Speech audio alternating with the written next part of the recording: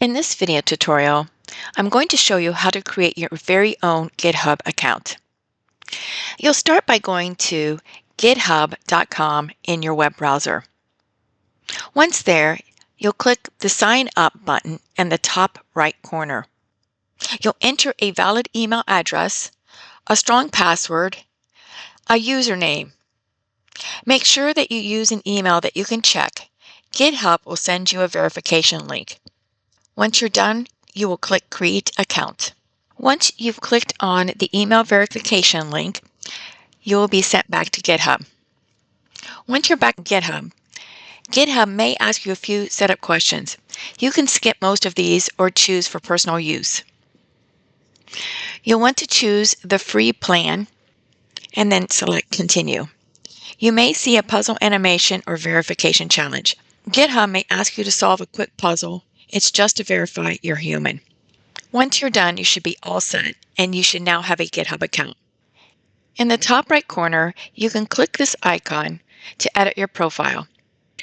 To be enrolled in this course, it is a requirement that you upload a clear profile picture that shows your entire face. And you can write a short biography. Something to the effect that says Web Development Student Learning HTML and CSS. You can scroll down and update your profile. If I select the M. Gibson 12, it will take me back to my dashboard. To create your first GitHub repository for this class, you'll want to make sure that you're still logged into GitHub. And on the right-hand side where you have the plus symbol, you're going to click the plus symbol and you're going to say New Repository. The repository name is going to be WebD152 if you're a Mesa College student, or it's going to be CIS152 if you are a Southwestern College student. You can also add a description, beginning HTML, CSS class. You'll choose your visibility, make sure that it is public. You want to make sure that you add a README file. And now you'll scroll to the bottom and you'll say Create Repository. Now you'll want to make sure that you bookmark your repository URL so that you can return to it later.